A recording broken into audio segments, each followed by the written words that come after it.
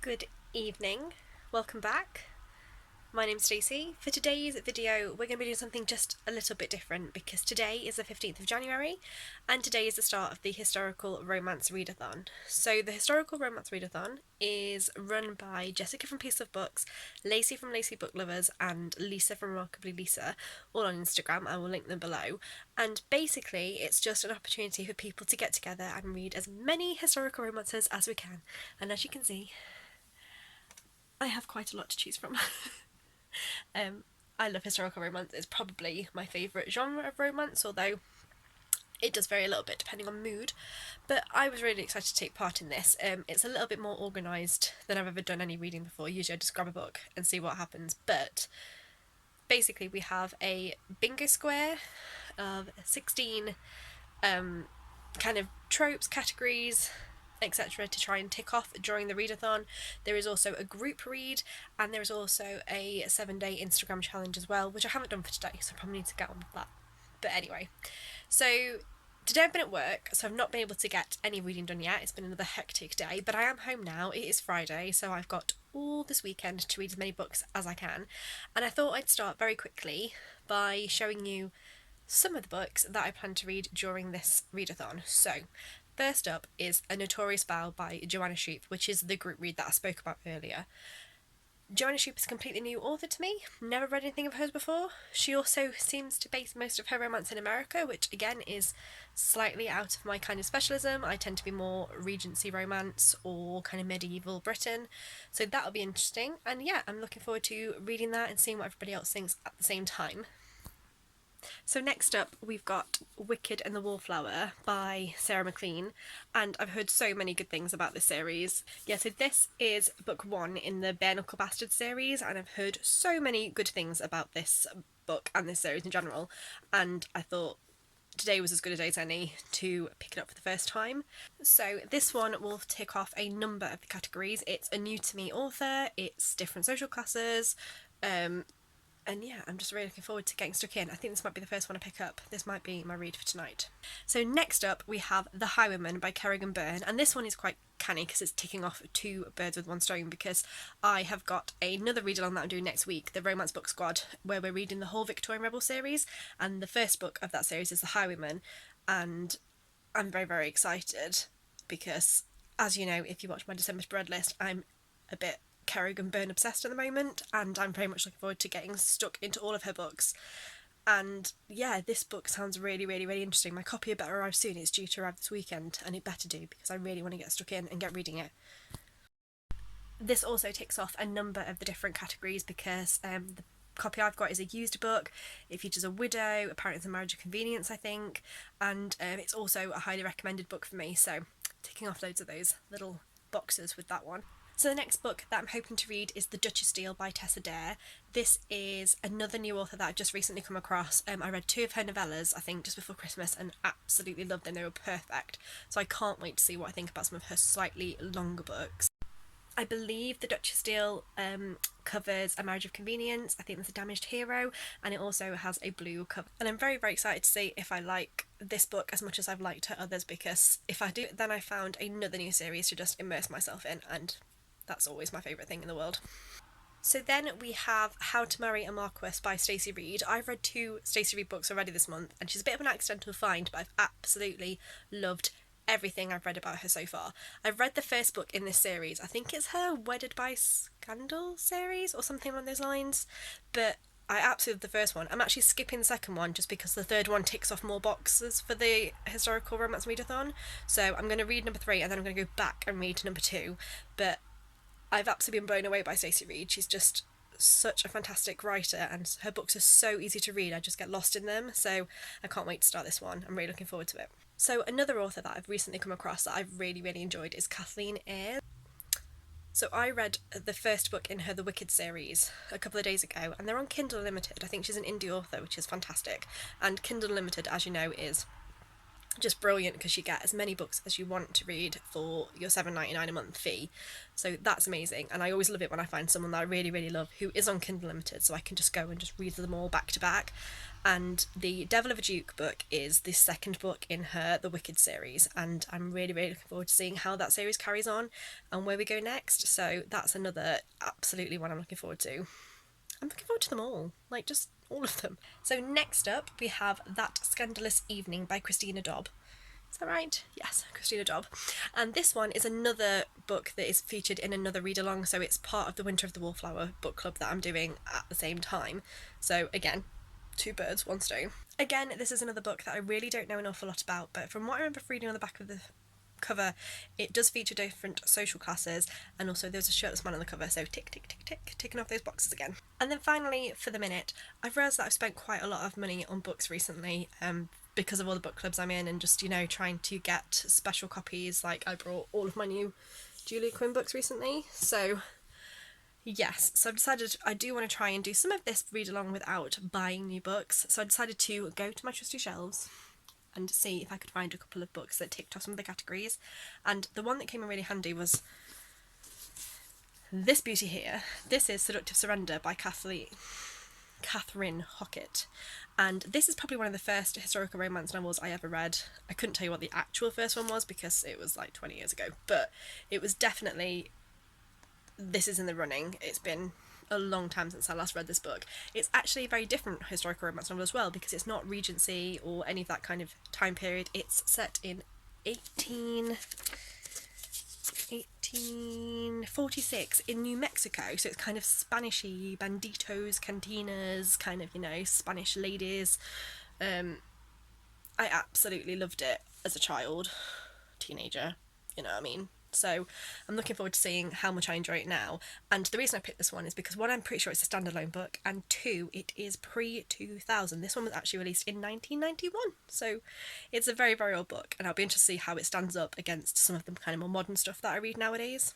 And then finally, the square that I've been struggling the most with is step backs. I don't think I've ever seen a book with a step back, and if you don't know what that is, it's this weird thing on, like, usually on the inside cover, on the front cover or the back cover, where it's like got the picture, the beautiful picture of the man and woman in a clinch, and, you know, and these seem to be really, really big in America, and there's like a whole hashtag for it and everything, and everyone's always showing pictures of their step backs, and I have never ever seen one. So if anybody in the UK has actually seen a step back in the flesh, please let me know. Where do I get them? Because I've never seen one. But apparently it counts as a step back if that pretty picture is literally on the back cover of the book. So I have one book, all these books, I have one that does that, and it is this one, Stephanie Lauren's Scandal's Bride. This is a really, really, really old book again. I haven't read this one in donkey's years, and I can't remember if I liked it. I remember it being weird. There's a whole kind of like supernatural prophecy, maybe a bit witchcrafty element to it, if I remember rightly. I remember it being strange, but it has this on the back, which is about as close to a step back as I'm ever gonna get. I mean, look at that. Why is he walking around with a cloak and a ripped shirt? What is that about? But anyway, so this I'm going to include in the readathon as well, just because I can. So that's all of the books that I'm planning to read so far. I may switch one or two of them out, or I might change it up, or I might add another one. I don't know. We're just going to see how we get on. I think there's one category I haven't covered, and I think that is recent releases, so 2020 and 2021 releases. And I think what I'm probably going to do is going to see what everybody else is reading, and then pick something they've been reading that kind of calls to me in the moment. So I can't really decide what I want to get started on tonight. I have got to finish another book for another readathon, which actually is a historical romance, but I'm not actually officially including it in this readathon. But I need to finish this, which is Dangerous by Amanda Quick. I've got a few chapters left to go, so I'm going to quickly read that first, and then I'm going to get started on something else. And I think I'm going to start with that one. I think that's going to be my first one, because it's here. It's just begging to be read. Look at it, it's pretty. So I've got about 10 or 11 books to read in 7 days. I think that's doable. That's totally doable. I can read a book a day plus. I found it so complicated trying to pick all of the books that I wanted to read and figuring out which categories needed to be covered that I actually made a spreadsheet. This is my spreadsheet. So I've got the books down there, and then which category they tick. So that nobody say that, you know, I didn't put some serious thought into this, because I did. So everybody knows the best place to read is in the bath.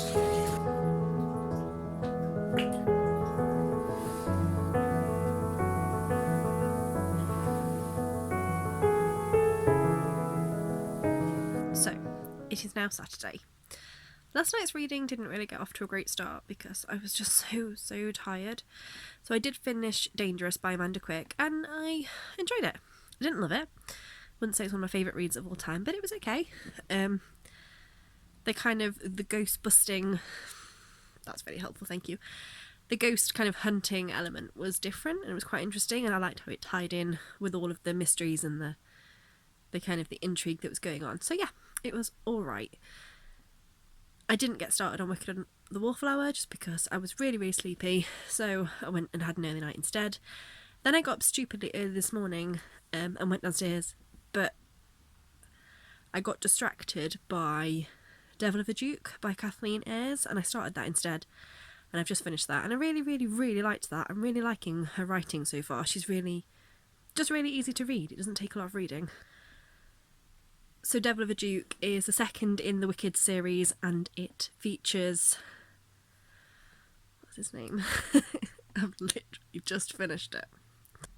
So it features Jem, who is a bit of a tomboy, and the beginning of the book is actually set in Bermuda, which is quite different. So it's all kind of hot weather, and she tends to spend most of her time running around in trousers and shooting people and riding horses and stuff. So she's a bit of a different heroine to your normal kind of Regency fare.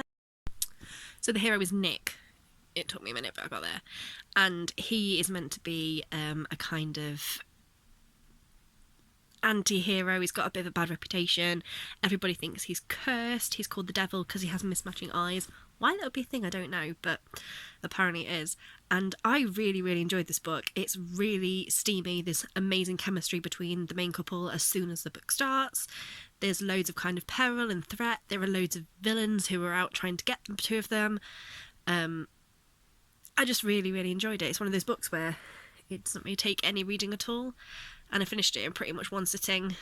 And other than that, I've been having a really lazy morning. We've just watched some Doctor Who. The girls have recently got into it, and we had a really nice cooked breakfast that we ordered from a local deli, and yeah, I'm just having a really chilled out Saturday morning, which is exactly what I needed. But now I really need to get up and do a bit of housework before I can read my next book, which will definitely be Wicked in the Wall.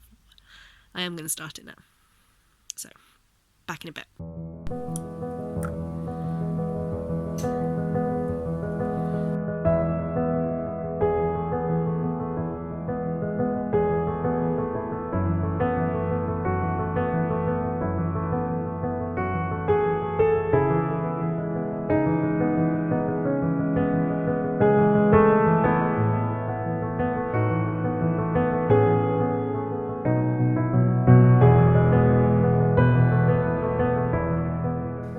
Okay, so I have read literally the prologue and the first chapter of this book, and let's say I am impressed. I mean, that is a blinding start to a book, isn't it? So the prologue, I mean, if you can for a moment suspend disbelief of the probability of 3 men being born in the same minute, of the same hour, of the same day, to 3 different women, but the same father, which is, you know, highly unlikely, but if you can't suspend disbelief in a romance novel, then when can you? If you can ignore that, then that might be the most amazing premise of any series of books I've ever read. That is absolutely blinding. And then to include the little bit about the daughter, who is the legitimate daughter, but is she, oh, but this isn't her story, that comes later. All that makes me want to do is know what her story is. Like, literally, I need to go and find out, has that been written? Like, I don't know. But it just, I mean, it grabs you from the very first page, from the very first paragraph. It's just, I'm absolutely desperate to know what's going to happen to these babies, all 4 of them.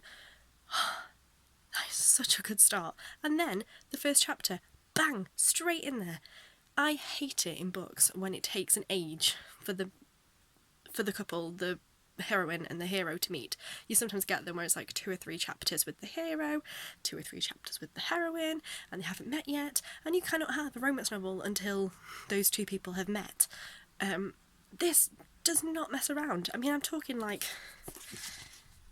it's possibly maybe 2 or 3 paragraphs, and boom, they've met, and they're together, and I don't even know what I'm trying to say, but just straight away you're sucked in and you're just fascinated to find out what these 2 characters are going to do, how they're going to react, who they are, what drives them, and where they're going to end up. I am absolutely so thrilled with this book, and I've read literally a chapter.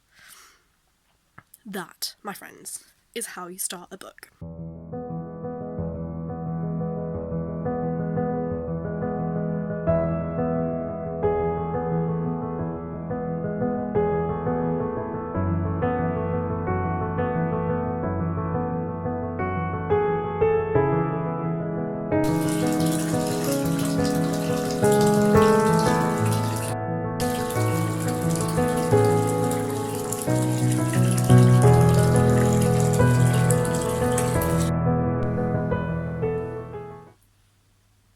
So, it's now Sunday. It's actually about 4 in the afternoon, I think, and I've had a ridiculously nice, lazy day.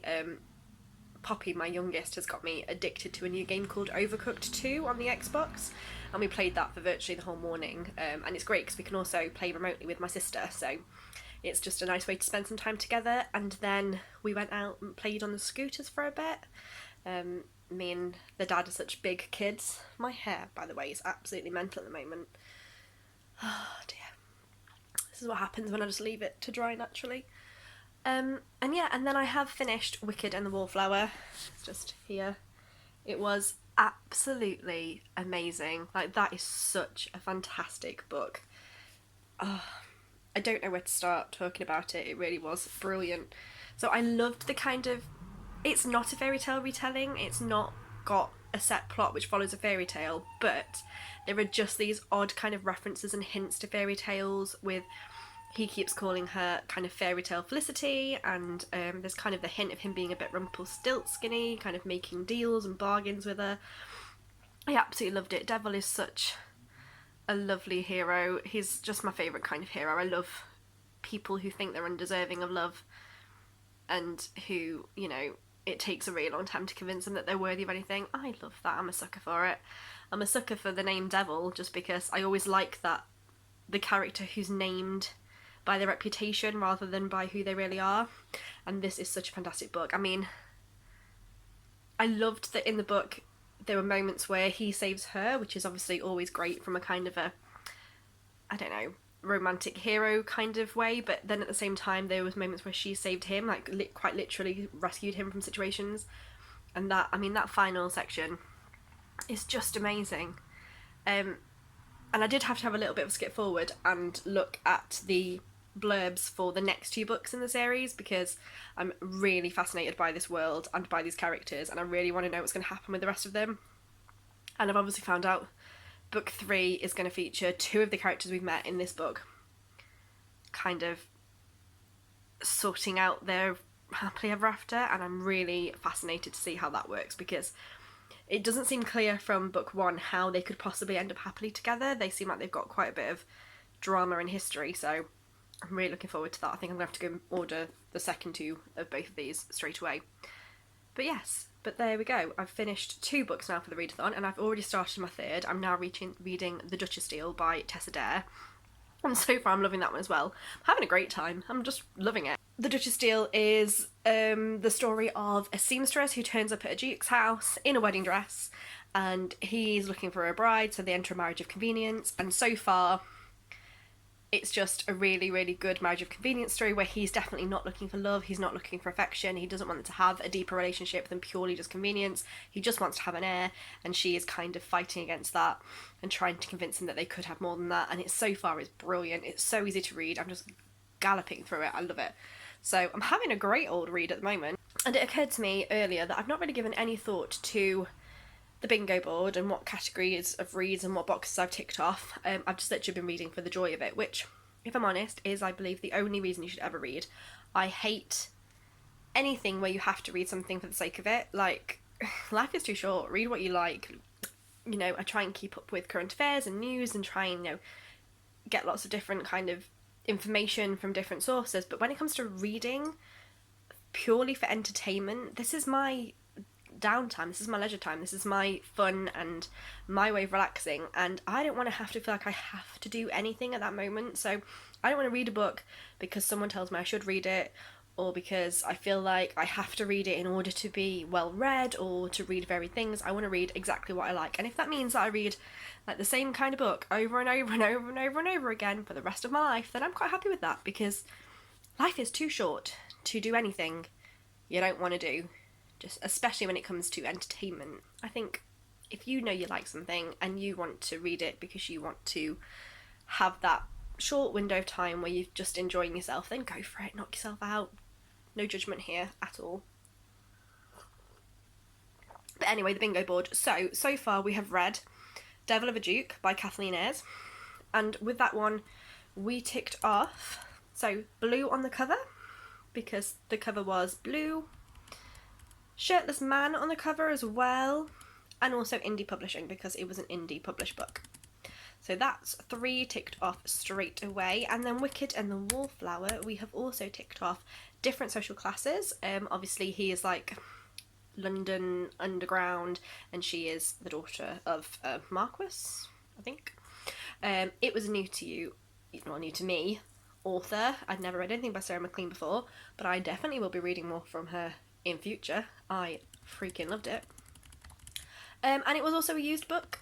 It was Amazon Marketplace or eBay, I can't remember, but it's one of the ones where you can get used copies and they're like, oh, you know, gently used, barely read, and I mean, look at it. You wouldn't be able to tell that's been read before, would you? I mean, I don't mind if you can tell, but you really couldn't tell. So, doing quite well so far, ticked off a few, and now we're on to the Duchess deal, and I need to get back to it because I'm loving it. And I've just put a jacket potato in the oven for dinner. And the kids are at grandma's, so I have got the whole evening with nothing to do but read books.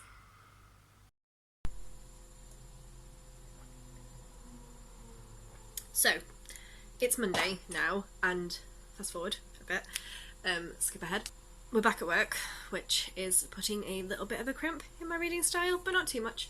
And I finished How to Marry a Marquess, another amazing Stacey Reid book. My god, that woman can do no wrong. Like, every book of hers I read, I'm like, this is the best book I've ever read. And then I read another one, and I'm like, this is the best book I've ever read. There are so many. So How to Marry a Marquess is book 3 in her Wedded by Scandal books, I think it's called.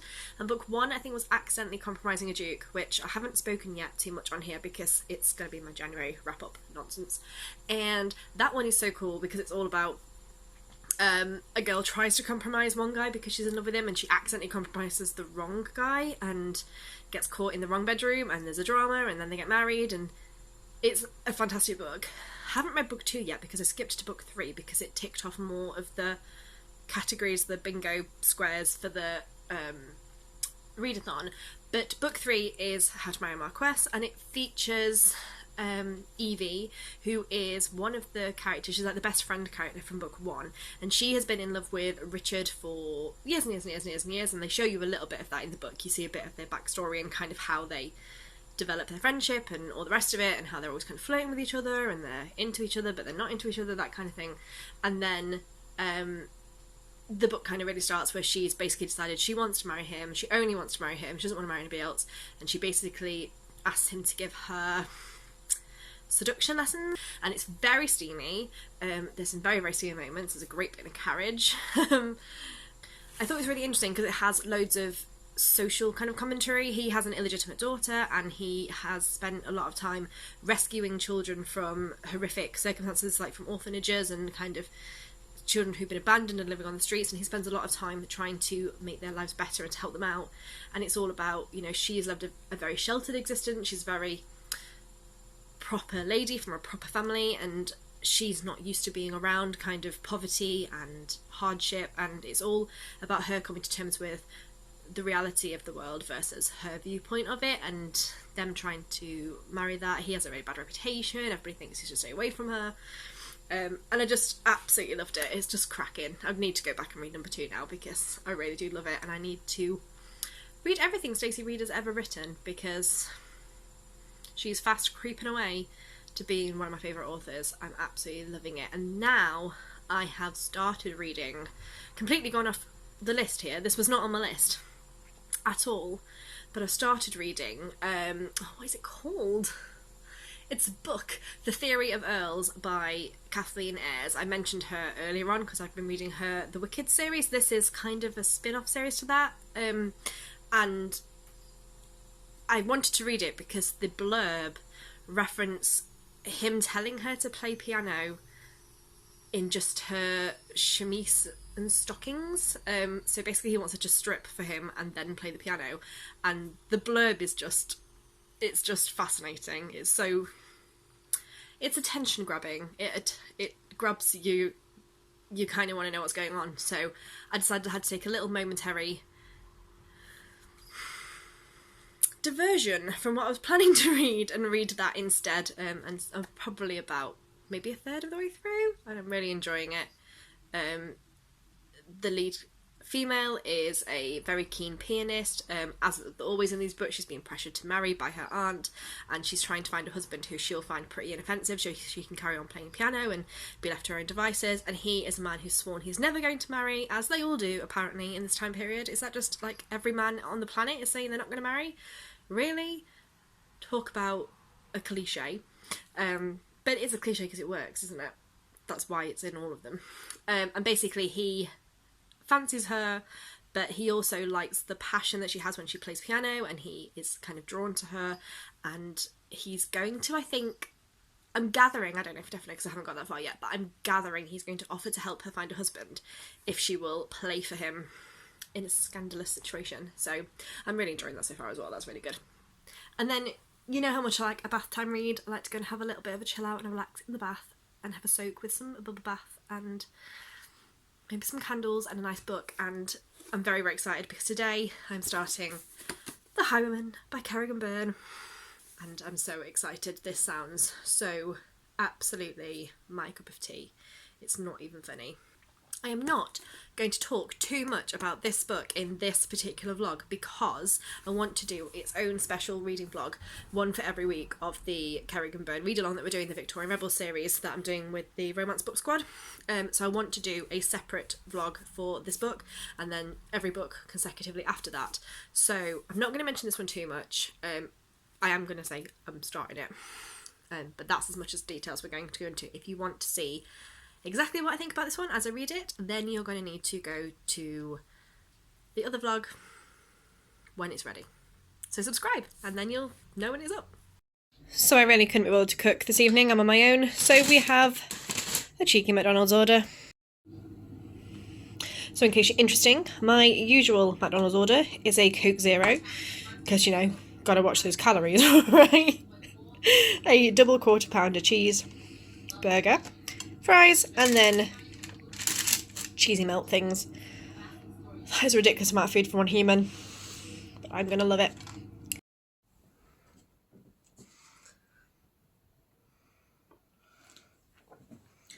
So,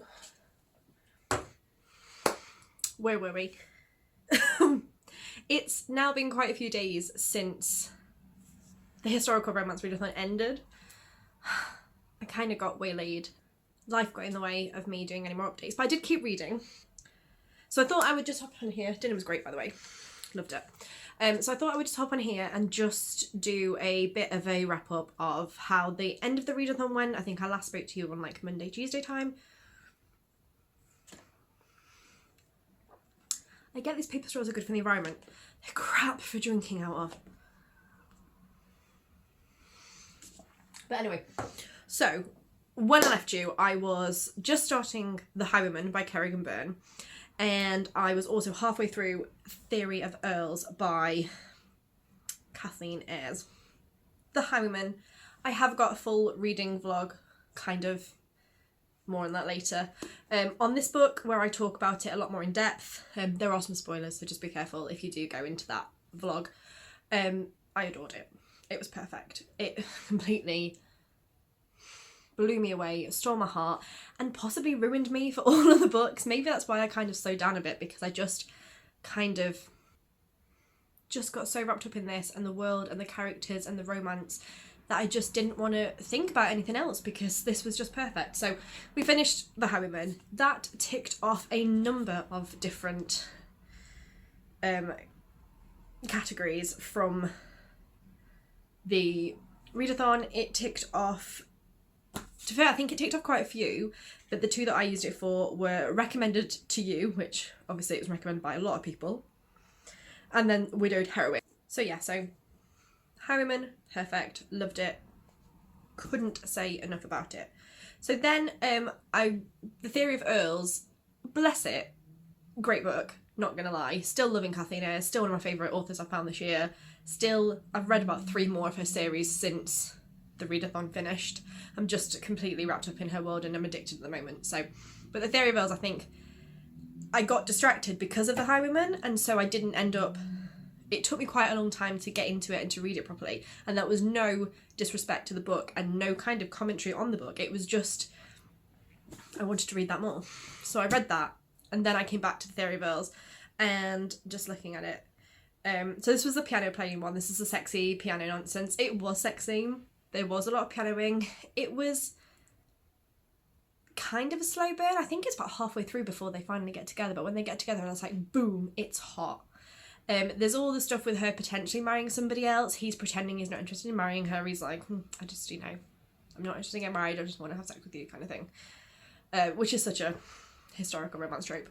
And yeah, it was really, really good. So anyway, Theory of Earls, another Kathleen Ayres, really enjoyed it, really like the characters, and now that I'm reading more of the Wicked series, I've actually seen those characters kind of pop up again. It's all cute, how all the connecting worlds, I love it. So then, did I get anything else read? Yes, so there was more. So then I read The Beast's Bride by Ava Devon, and like I said, this book came out of nowhere. I didn't plan to read this book, but it had the beasts in it, and I just loved that. Interestingly enough, it wasn't in any way what I expected. It really was not a Beauty and the Beast retelling, particularly, at all. It didn't really feel like it had a particular Beauty and the Beast vibe. The hero doesn't feel beastly, he's just disinterested. He's not bothered about getting married. There's a whole compromising moment. The heroine and the hero meet, they have to get married. Neither of them kind of want to, but she needs money and he needs to, not ruin her reputation, so marries her. And then it kind of just follows very standard paths of them kind of falling in love and having conflict. I don't think it's the most memorable of books. It didn't kind of grab me. It didn't blow me away. 3 stars feels really tight, so maybe 4 stars. It was perfectly fine. It was enjoyable. I read it. I don't know if I'd rush to read it again. Next up was the group read. So the group read was A Notorious Vow by Joanna Shupe, and I didn't really know what to expect from this one because I'd not really read anything by Joanna Shupe ever. Was not an author on my radar particularly, and also it's set in America. It's an American historical romance, which are not my area of expertise. I'm more of a Regency medieval girl, and so I went into this a bit blind. I kind of picked it up and started reading it. So Lady Christina has got to marry. Her mum and dad are broke. They've gone to America to try and find her a rich husband.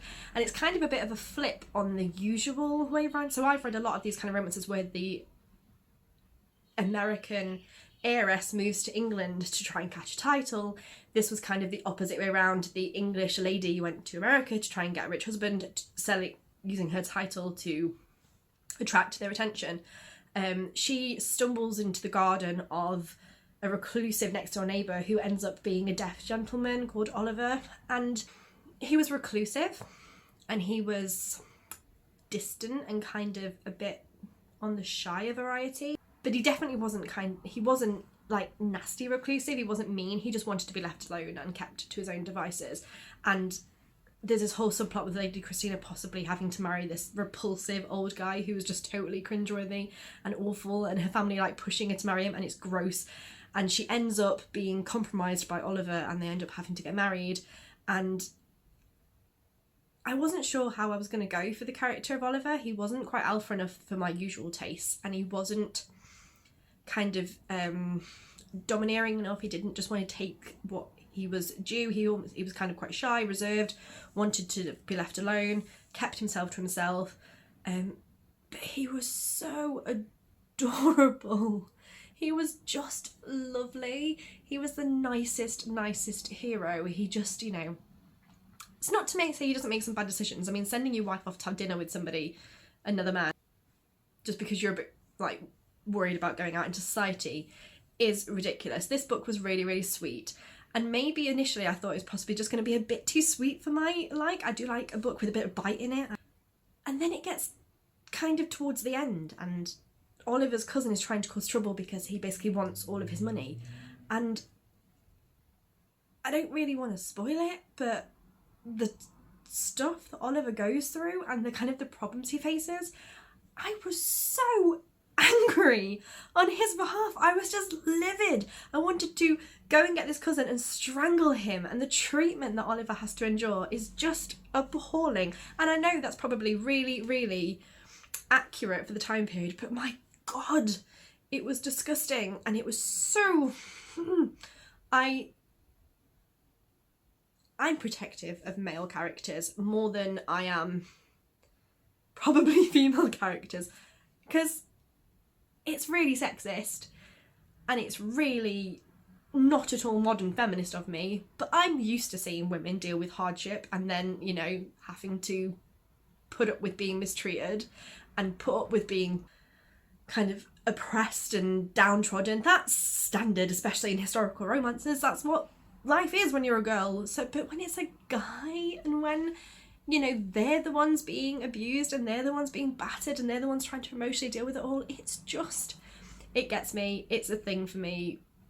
Men who need rescuing or men who kind of need protecting and looking after just breaks my heart. If anything, the only criticism, I mean, Christina did a great job. She sorted it all out. She, you know, helped Oliver in the best way she could, but if anything, I just wanted her to go for it just a little bit more. I would have liked to see her going a little bit more guns blazing, and I know that wasn't really her character. She was very kind of shy and reserved, but I just wanted her to have that moment where she was like, no, I am not going to stand for this. I am not going to have you treat my husband this way, and go in there and kick some arse. But it didn't quite hit for me, but this was a bit of a revelation. I enjoyed this book so much more than I thought I was going to.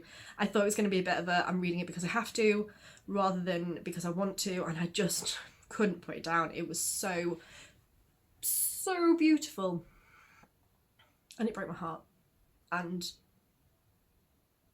I wanted to kill everybody who was mean to Oliver. All of them.